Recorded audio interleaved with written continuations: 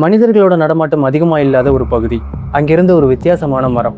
அந்த மரத்தோட கிளைகள்ல மனிதனோட மண்டை ஓடுகள் கட்டி தொங்க விடப்பட்டிருக்கும்.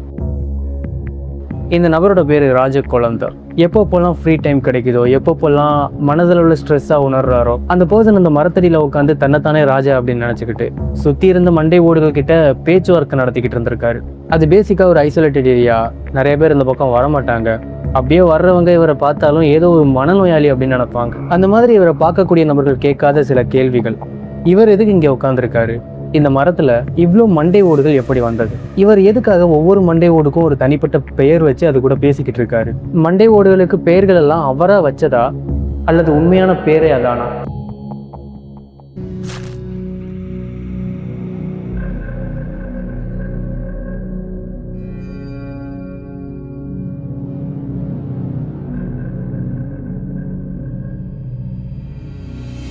நைன்டீன் நைன்டிஸ் மாதிரியான டைம் பீரியடில் உத்தரப்பிரதேசோட பிரயாக்ராஜ் பகுதியில் வாழ்ந்த ஒரு பர்சன் தான் ராம் நிரஞ்சன் போல். அந்த பகுதியில் வாழ்ந்த மக்களை பொறுத்த வரைக்கும் ரொம்ப அடக்க ஒடுக்கமான கவர்மெண்ட் ஒர்க்கர். இவர் கவர்மெண்ட் ஆஃபீஸில் ஒர்க் பண்ணியிருக்காரு, டிரைவராக இருந்திருக்காரு, இன்னும் சின்ன சின்ன வேலைகளையும் பார்த்துக்கிட்டு இருந்திருக்காரு. ஊருக்கு ஒதுக்குப்புறத்தில் இவருக்குன்னு ஒரு குடும்பம், பார்க்க ரொம்ப ஆர்டினரியா சின்ன சின்ன குழந்தைகளோட அழகாக இருந்திருக்கு. பட் ராம் நிரஞ்சன் போல் தனக்குன்னு ஒரு பேர் வச்சுக்கிட்டாரு, ராஜகுலந்தர்.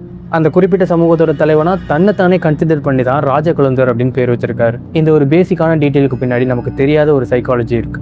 அந்த ஒரு குறிப்பிட்ட காலகட்டத்தில் ராஜகுலந்தரோட கம்யூனிட்டி அதிகமான பாவர்ட்டியில் இருந்துச்சு, அதிகமான அடக்குமுறைக்கு உள்ளாச்சு. இது ராஜகுலந்தருக்கு அதிகமான கோவத்தை கிரியேட் பண்ணதா சொல்லப்படுது. இதனால பாதிக்கப்பட்ட ராஜகுலந்தர் தனக்கு எந்த மாதிரி எல்லாம் வாழணுமோ அந்த மாதிரி ஒரு வாழ்க்கையை கிரியேட் பண்ண முடிவு பண்ணாரு. பட் அதுக்காக அவர் போராட்டங்களை பண்ணலை, சைக்காலஜிக்கலாக பாதிக்கப்பட்டு சைக்கோ மாதிரியான சில விஷயங்களை பண்ணார். அவரோட ஒய்ஃப் பேரு கோமதி. ஆனால் அவங்களுக்கு இவர் வச்ச பெயர் பூலன் தேவி. இந்த ஒரு பேருக்கு அர்த்தம் என்ன அப்படின்னா, இவர் வந்துட்டு ராஜா அல்லவா, ஸோ அவங்கள வந்துட்டு ராணி அப்படிங்கிற மாதிரி கன்சிடர் பண்ணியிருக்காரு. இவரோட ஒரு ஆண் குழந்தைக்கு அடலட் அப்படின்னு பேர் வச்சிருக்காரு, அதாவது நீதிமன்றம்னு அர்த்தம். இன்னொரு குழந்தையோட பேரு சமணர் பெயில், இன்னொருத்தனோட பேரு ஆண்டோலன். இதுக்கு அர்த்தம் என்ன அப்படின்னா போராட்டம். அவர் கிரியேட் பண்ண அந்த ஒரு வேர்ல்டுக்கு அவர் தான் ராஜா. நார்மலான ஒரு கவர்மெண்ட் ஆஃபீஸரை தாண்டி தனக்குன்னு ஒரு லைஃப், தனக்குன்னு ஒரு சிஸ்டம், தனக்குன்னு ஒரு தனிப்பட்ட உலகம், அதில் அவர் தான் ராஜா. அவங்க குடும்பம் தான் ராணி, கோர்ட், பெயில் எல்லாமே. ராஜகுலந்தருக்கு தொடர்புடைய ஒரு ஃபார்ம் ஹவுஸ், அந்த ஃபார்ம் ஹவுஸ் தான் முக்கியமான ஒரு இன்வெஸ்டிகேஷன் பார்ட்டாக மாறிச்சு. அந்த இடத்துல தான் அதிகமான கிரைம் அந்த பர்சன் நடத்தி முடிச்சிருந்தாரு.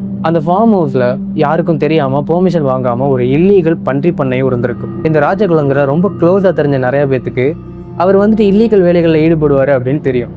ஆனால் எந்த அளவுக்கு இல்லீகல் அப்படின்னு தெரியாது. இவர் வாகனங்களை திருடுவார், நல்ல வாகனங்களை பார்த்துட்டா அதை திருடுறதுக்கு பிளான் போடுவார். பட் அந்த டிரைவர்ஸை இவர் என்ன பண்ணுவார் அப்படிங்கிறது இன்னும் கிரீபியான ஒரு பார்ட். ஃபார்ம்ல இருந்து பொருட்கள் ஏற்றிட்டு போகிறதுக்கு, சில நேரங்களில் செகண்ட் ஹேண்டில் வாகனங்கள் வாங்குறதுக்கு, வாகனங்களை ரெண்டுக்கு எடுக்கிறதுக்கு அப்படின்னு சில காரணங்களுக்காக இவர் வந்துட்டு டீல் பேச அந்த ஃபார்ம் ஹவுஸ்க்கு வாகன ஓனர்களை கூப்பிடுவாராம். மோஸ்ட் ஆஃப் த டைமில் வந்துட்டு இவர்கிட்ட டீல் பேச நிறைய பேர் வருவாங்க. அந்த டீலிங்கை முடிக்கிறதுக்காக தனிமையான இடத்துல சந்திக்க வேண்டியிருக்கும். இந்த டைம் பீரியடில் யாரோ ஒருத்தன் பின்னாடி இருந்து நாட்டு துப்பாக்கியை பயன்படுத்தி அவங்கள சுடுவான். இந்த மாதிரி கொல்லப்பட்ட நபர்களோட பாடி பீஸாக கட் பண்ணப்பட்டு டிஸ்மேண்டில் பண்ணப்படும். அதாவது ஒரு இடத்துல அந்த பாடியோட பார்ட் எல்லாம் கிடைக்காது. சிலது குளங்களில், சிலது ஆறுகளுக்கு மத்தியில், சிலது காட்டுப்பகுதியில், சிலது வந்துட்டு அவனோட அந்த இல்லீகலான பிக் ஃபார்ம் இருக்கும் அல்லவா, அதில் பன்றிகளுக்கு இரையாக கொடுக்கப்படும். தான் பண்ண விஷயங்கள் எல்லாத்தையும் பிளான் பண்ணி ரொம்ப பக்காவாக பேட்டர்னோட பண்ணியிருந்தான்.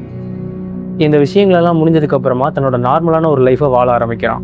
இந்த கேஸ் வெளியே தெரிய ஆரம்பிச்சப்போ ராஜகுலந்தர் போலீஸ் கிட்ட மாட்டிக்கிட்டான் அல்லவா, அப்போ அவன்கிட்ட விசாரணைகள் நடத்தப்பட்டுச்சு. அவன் வீடு சோதனையிடப்பட்டுச்சு. அவனுக்கு சொந்தமான ஃபார்ம் ஹவுஸ் எல்லாம் சோதனை பண்ணப்பட்டுச்சு. அந்த டைம் பீரியட்ல கிட்டத்தட்ட 14 மனிதர்களோட மண்டை ஓடு கிடைச்சது. அந்த மண்டை ஓட்டில் சிலது பேரு, டேட்டு, ஃபோன் நம்பர் வரைக்கும் மென்ஷன் பண்ணப்பட்டிருந்துச்சு. இந்த மாதிரி நிறைய பேர்த்த கொன்னதுக்கு அப்புறமா விக்டிம்ஸோட மண்டையோட ஒரு டிராபி மாதிரி இவன் ப்ரிசர்வ் பண்ணி வச்சிருந்திருக்கான். அந்த பர்சன் கிட்ட ஒரு டைரி, இவன் பண்ணக்கூடிய மோசமான விஷயங்கள் எல்லாத்தையும் டைரியில நோட் பண்ணதான் நம்பப்படுது. அந்த டைரியில 14 வித்தியாசமான நபர்களோட பெயர்கள். அந்த 14 பேருமே உத்தரப்பிரதேசில் அந்த டைம் பீரியட்ல காணாம போனவங்க. பை த வே, அந்த டைரியில அவன் எந்த ஒரு விஷயத்தையும் டீட்டெயிலாக மென்ஷன் பண்ணல, அதனால அது ஒரு எவிடன்ஸாக எடுத்துக்க முடியாது. பட் அந்த காணாமல் போன 14 பேருக்கும் ராஜகுலந்தருக்கும் முக்கியமான ஒரு கனெக்ஷன் இருக்குது அப்படிங்கிறது போலீஸ்க்கு தெரியும். அந்த 14 பேரையும் ராஜகுலந்தர் கொன்னா அப்படின்றது போலீஸ்க்கும் நமக்கும் தெரிஞ்சாலும் கூட கோர்ட் அதை எவிடன்ஸாக எடுத்துக்காது. பேசிக்காக திரேந்திர சிங் அப்படிங்கிற பத்திரிகையாளரை கொன்னதுக்கு அப்புறமா தான் ராஜகுலந்தர் மாட்டிக்கிட்டான். பைதவே அந்த டைரியோட கடைசி பக்கங்களில் தீரா தீரா லால் லால் அப்படின்னு ஒரு கோட் வேர்டு எழுதப்பட்டிருந்துச்சு. அது தீரா சிங்கை கொன்னதுக்கான அர்த்தம் அப்படின்னு அவனே ஒத்துக்கிட்டான்.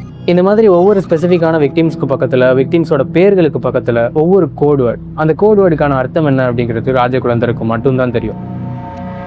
பேசிக்காக இவனை பொறுத்த வரைக்கும் இவனுக்கு இருந்த ஐடியாலஜி ஒரு மனிதனோட அறிவு, ஆற்றல், திறமை எல்லாமே பிரெயினில் ஒளிஞ்சிருக்கும் அப்படிங்கிறது. ஸோ பிரெயின் தான் அது எல்லாத்தையும் ஸ்டோர் பண்ணி வைக்கிது அப்படின்னா அந்த பிரெயினை நான் கன்சியூம் பண்ணால் அதெல்லாம் எனக்கு வந்துடும் அப்படின்னு நம்பியிருக்கான். அவனுக்குள்ளேயே ஒரு இன்ஃபீரியாரிட்டி காம்ப்ளெக்ஸ், அதாவது எனக்கு எதுவுமே தெரியாது, எதுவுமே வராது, அறிவு கம்மி, பலம் கம்மி அப்படின்னு இவன் மக்களை நோட்டமிட ஆரம்பிச்சிருக்கான். இவன் நோட்டமிடும்போது யாரெல்லாம் பார்க்க ஸ்ட்ராங்காக, ஹெல்த்தியாக, இன்டெலிஜென்ட்டாக தெரியுறாங்களோ அவங்கள முடிச்சுட்டு அவங்களோட பிரெயினை கன்சியூம் பண்ணியிருக்கான். இப்போ பேசிக்காக இவன்கிட்ட நிறைய மண்டை ஓடுகள் இருக்கும் அல்லவா, அதில் சிலதை இவன் டிஸ்மேண்டில் பண்ணிட்டான். சிலதை பெயிண்ட் பண்ணி வீட்டில் அழகுக்கு வச்சுருந்துருக்கான். சிலதை வந்துட்டு இவனோட ட்ராப்பி மாதிரி பயன்படுத்திக்கிட்டு இருந்திருக்கான். சிலதை சாப்பாடு சாப்பிட்றதுக்கும் வாட்டர், சூப் மாதிரியான விஷயங்கள் குடிக்கிறதுக்கும் பயன்படுத்தி இருக்கான். இந்த மாதிரி இவன் கொன்னதில் சில இன்டெலிஜென்ட்டான பீப்புள் இருப்பாங்கள்ல, அவங்களோட மண்டை ஓடுகளை வந்துட்டு வீட்டை சுற்றி மரத்தில் கட்டி வச்சுருந்துருக்கான். தனக்கு எப்போல்லாம் போர் அடிக்குதோ, தனக்கு எப்போல்லாம் ராஜா மாதிரி ஃபீல் பண்ணணுமோ அப்போ போயிட்டு அந்த மரத்தில் தொங்க விடப்பட்ட மண்டை ஓடுகள் கிட்ட பேசியிருக்கான். எக்ஸாக்டாக ஒரு கொஸ்டின் கேட்டான் அல்லவா, அந்த மண்டை ஓடுகளுக்கான பேர் அவன் வச்சதா இல்லை அந்த மண்டை ஓடுகளோட ஒரிஜினல் பேரே அதானா அப்படின்னு.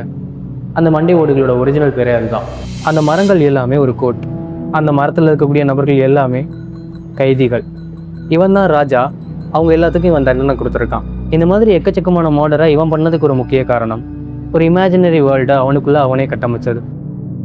ஆனால் ஒரு பத்திரிகையாளர் தீரேந்திர சிங் அந்த ஊரில் காணாமல் போகக்கூடிய வாகனங்களை பற்றியும் அந்த வாகனத்தோட ஓனர்ஸை பற்றியும் ரிசர்ச் பண்ண ஆரம்பித்தார். அந்த டைம் பீரியடில் அவர் கோலந்தர் கூட கனெக்ஷன் மேட் பண்ணுறாரு. நிறைய பேர்கிட்ட விசாரிக்கும் போது இவர் தான் இந்த மாதிரி நிறையா வாகனங்களை திருடுவார், டீல் பேசி வாங்குவார் அப்படின்னு தெரிய வருது. ஸோ அந்த மாதிரி விஷயங்கள் தெரிஞ்சதுக்கப்புறமா தீரேந்திர சிங் அவர்கள் தன்னோட பத்திரிகை விஷயமா கோலந்தரை பார்க்க போகிறார். தீரேந்திர சிங்குக்கு ஒரு டாக்குமெண்ட்ரி கொடுக்குறேன் அப்படின்னு கோலந்தரும் ஒத்துக்கிட்டாரு. இப்போ தீரேந்திர சிங்கும் கோலந்தரும் ஒரு தனிப்பட்ட இடத்துல மீட் பண்ணணும். அங்கே 2 பேரும் தன்னோட வார்த்தைகளை பரிமாறிடலாம். ஸோ அந்த இடமும் கோலந்தர்னால சூஸ் பண்ணப்படுது. அந்த இடத்துக்கு தீரேந்திர சிங் போனப்போ கோலந்தரோட பிரதர்-இன்-லா ஒரு நாட்டு துப்பாக்கியை வச்சு அந்த பத்திரிகையாளரை சுடுறாரு. டிசம்பர் மாதம் 2000ஆம் ஆண்டு பத்திரிகையாளர் தீரேந்திர சிங் காணாம போறாரு. அந்த பத்திரிகையாளர் ஒரு சாதாரண ஆளா இருந்திருந்தாரு அப்படின்னா இந்த கேஸ் இவ்வளவு தூரம் போயிருக்குமா அப்படின்னு தெரியல. பை த வே அந்த பத்திரிகையாளரை நிறைய பேர் தேட ஆரம்பிச்சாங்க. ஒரு ஜேர்னலிஸ்ட் வாகன திருட்டை பத்தி விசாரணை பண்ணிக்கிட்டு இருந்தாரு, காணாம போயிட்டாரு. இது நிறைய பேருக்கு டவுட்டை கிரியேட் பண்ணுச்சு. போலீஸ் தீரேந்திர சிங்கோட மொபைலை ட்ராக் பண்ண ஆரம்பிச்சாங்க. தீரேந்திர சிங்கோட மொபைல்ல இருந்து அந்த ஒரு சிம் கார்டு கடைசியாக ஒரு பர்சன் கூட பேசி இருக்குன்னு தெரிய வருது. அந்த ஒரு மொபைல் நம்பர் கோமதி அப்படிங்கிற ஒருத்தவங்களோட பேரில் ரிஜிஸ்டர் ஆயிருந்தது. அந்த கோமதி யாருன்னா ராஜகுலந்தர்னால பூலன் தேவின் பேர் வைக்கப்பட்ட அவரோட மனைவி. ராஜகுலந்தர் தங்கியிருந்த ஃபார்ம் ஹவுஸ்க்கு போன போலீஸ் அவரை கைது பண்ண ட்ரை பண்ணாங்க. ஆனால் அங்கே இருந்த ஒரு திருடப்பட்ட டாடா சுமோ மூலியமாக ராஜகுலந்தர் தப்பிச்சு போக முயற்சி பண்ணார். பை த வே போலீஸ் அவரை சேஸ் பண்ணி அரெஸ்ட் பண்ணிட்டாங்க. இந்த மாதிரி அந்த ஃபார்ம் ஹவுஸ் அவங்க ஃபுல்லாக தேடும்போது தான் உள்ளேருந்து நிறைய மண்டை ஓடுகள், மனித எலும்பு கூடுகள் எல்லாம் கிடச்சிது. இந்த மாதிரி போலீஸ் போன டைம் பீரியடில் அவனோட ஃபார்ம் ஹவுஸ்லேருந்து ஒரு ப்ரௌன் கலர் கோட் எடுத்தாங்க. அந்த கோட் வந்துட்டு மனோஜ்குமார் சிங் அப்படின்ற ஒரு பர்சனுடையது. உத்தரப்பிரதேசில் கடைசியாக தன்னோட வாகனத்தை விற்க போகிறதா வீட்டிலேருந்து கிளம்புன இவர் திருப்பி வீட்டுக்கு வரல. ஸோ இந்த நபரோட கேஸ் கோலந்தரோட ஃபார்ம் ஹவுஸில் முடிவுக்கு வருது. இதில் இன்னொரு பிரச்சனையும் இருந்துச்சு. மனோஜ்குமாரோட சேர்ந்து ரவி அப்படிங்கிற அவரோட டிரைவரும் வந்திருந்தார். அவரும் அதே டைமில் காணாமல் போயிருந்தார். தங்கிட்ட இருந்த ஒரு ஃபார்ம் ஹவுஸ் வண்டியில் அவங்க 2 பேரோட உலகையும் எடுத்துகிட்டு போய் முகம் தெரியாமல் இருக்கணும் அப்படிங்கிறதுக்காக முகத்தை சிதைச்சு மண்டை ஓடுகளை கலெக்ட் பண்ணி இன்னும் நிறைய கொடூரங்களை செஞ்சதாக சொல்லியிருந்தார். 14 மண்டை ஓடுகள் அவரோட வீட்டிலேருந்து எடுக்கப்பட்டது அப்படிங்கிறதுக்காக 14 மர்டரையும் இவர் பண்ணார் அப்படின்னு ஆகிடாது. மனோஜ், ரவி, ஜேர்னலிஸ்ட் 3 பேர்த்தை இவர் கொன்னார் அப்படின்னு கன்ஃபார்ம் பண்ணப்பட்டுச்சு. அதெல்லாம் 2000ஆம் ஆண்டு மாதிரியான டைம் பீரியடில் நடந்ததுனால இப்போ இருக்கக்கூடிய டிஎன்ஏ டெக்னாலஜி அப்போ கிடையாது. ஸோ டிஎன்ஏவை பயன்படுத்தினாலும் கூட எக்ஸாக்டான போன் யாருடையதுன்னு தெரியாது. இவர் என்னதான் 2000ஆம் ஆண்டு கைது பண்ணப்பட்டாலும் கேஸ் அவ்வளோ சீக்கிரம் முடியலை. மார்ச் மாதம் 2001 தான் முதல்ல இவர் மேலே 6 பேரை கொன்னதுக்கான வழக்கை பதிகிறாங்க. பட் அதை ப்ரூவ் பண்ணுறதுக்கு இன்னும் அதிகமான டைம் எடுக்கும். பல வருட போராட்டங்களுக்கு அப்புறமா 2025 தான் இவர் ரவியவும் மனோஜையும் கொன்னார் அப்படின்னு கேஸ் கன்ஃபார்ம் பண்ணப்பட்டுச்சு. பேசிக்காக நல்லா பேசுகிற எல்லாருமே நல்லவங்க கிடையாது. இன்னோசன்ட் மாதிரி தெரிகிற எல்லாருமே இன்னோசென்ட்டாக இருக்கணும் அப்படிங்கிறதுக்கு எந்த ஒரு ஆதாரமும் கிடையாது. இதுக்கு ராஜகுலந்தரோட கேஸ் ஒரு நல்ல எடுத்துக்காட்டு.